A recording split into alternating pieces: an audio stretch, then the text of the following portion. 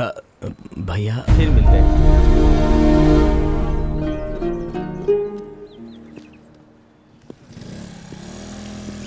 अरे ये तो गुनाह है। ये जेल से कब आया? चाचा जी कैसे हो? अब अच्छा ही हूँ, कुछ जरूरी काम से जा रहा हूँ, बाद में मिलता हूँ।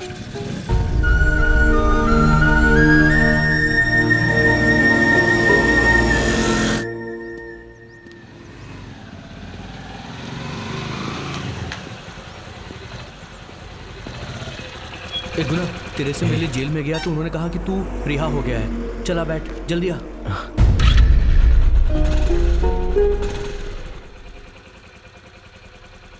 नहीं यार, इससे पहले कॉलोनी में सर उठाकर घूमता था और अभी सर झुकाकर चलने की परिस्थिति आ गई। मेरे साथ रहेगा तो तेरा भी नाम खराब होगा। गुना, मैं तेरा फ्रेंड हूँ, चुपचाप बैठ जा।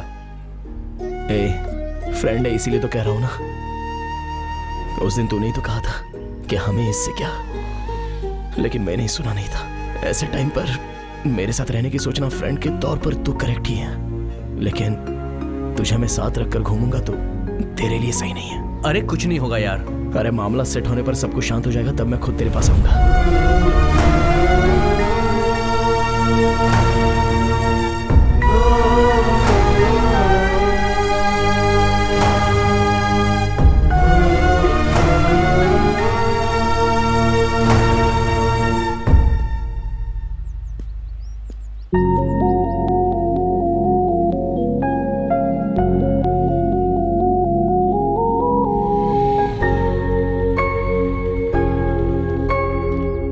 क्या हुआ, ऐसे मायूस क्यों? कल से कहाँ चले गए थे तुम? बस इतनी सी बात। अरे फैक्ट्री में काम ज्यादा था, मैसेज किया था ना। इतनी छोटी सी चीज के लिए मुंह छोटा बना रही हो। मुझे इतना लाइटली मत लो। मुझे बचपन में बात करना भी नहीं आता था। माँ एक पल के लिए दूर चली जाती तो मैं रोने लग जाती। अब तुम नहीं दिखते तो मैं घबरा जाती हूँ। सॉरी, अब एक दिन भी तुम्हें अकेला नहीं छोड़ूंगा, ओके ना? प्रॉमिस। मुस्कुराओ। ठीक है, हम कल बाहर चलें क्या?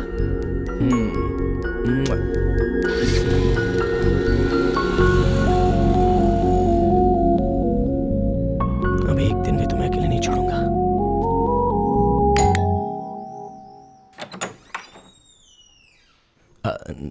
नमस्ते अंकल।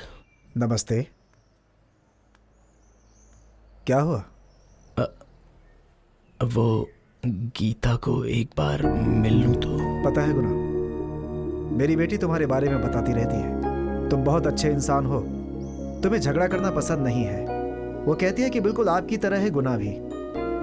खैर, मेरी बेटी ने जिसके बारे में बताया, क्या तुम अभी भी वही हो? वो मेरे अंदर। रहने दो बेटा, तुम्हारी बहन के लिए एक रिश्ता आया है। वो भी तुम्हारी तरह जेल जा चुका है। क्या तुम उसकी शादी उससे करोगे? मतलब शादी करवाओगे?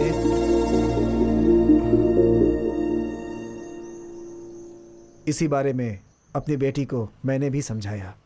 ये सही नहीं है बेटी।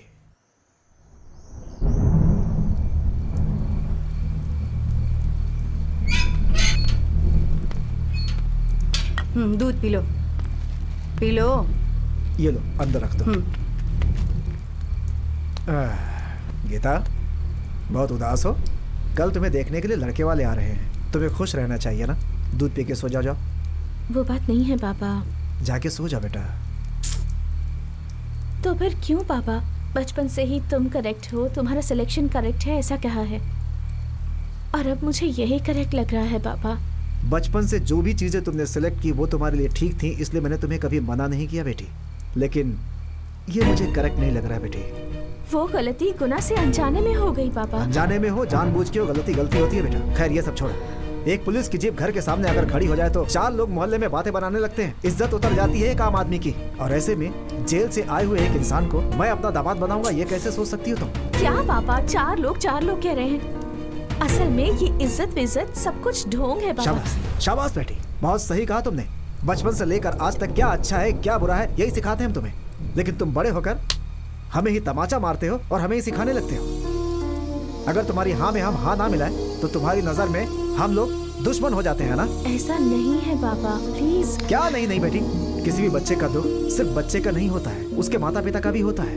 तुम थोड़ा दुखी हो जाती हो तो हमारे ऊपर पहाड़ सा टूट पड़ता है। ठीक है बेटी, जैसी तुम्हारी मर्जी।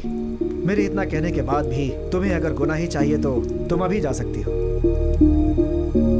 मेरे पसंद के लड़के से शादी करो या गुना से शादी करो, मैं हर जगह हाजिर रहूंगा, क्योंकि कुछ भी हो जाए आखिरकार मैं तुम्हारा पिता हूं ना।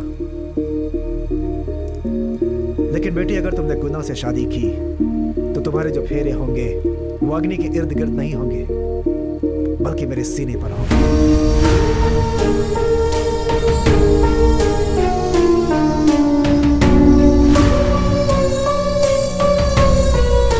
बिल्कुल सही फैसला किया है मेरी बेटी ने। अपना फर्ज निभाया और ना तो पिता के खिलाफ गई और प्यार करके ना तो तुम्हारे खिलाफ गई। मैं आपकी ही बेटी हूँ पापा। एक इंसान से प्यार करके उसके साथ रहने का वादा करके किसी और से शादी नहीं कर सकती।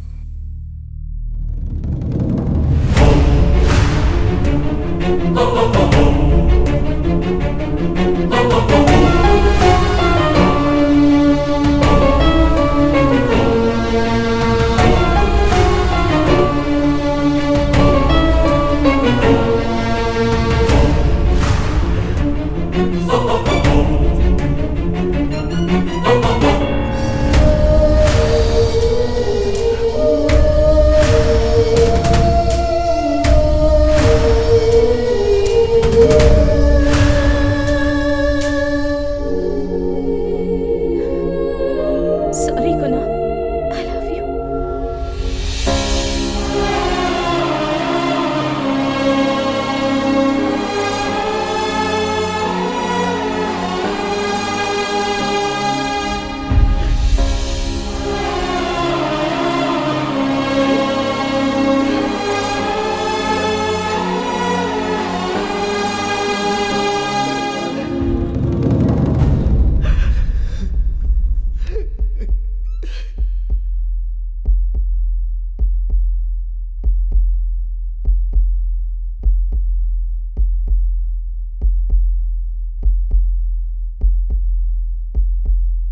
अब तक मेरी फैमिली ही मेरी लाइफ में सबसे इम्पोर्टेंट थी। अब से तुम भी हो।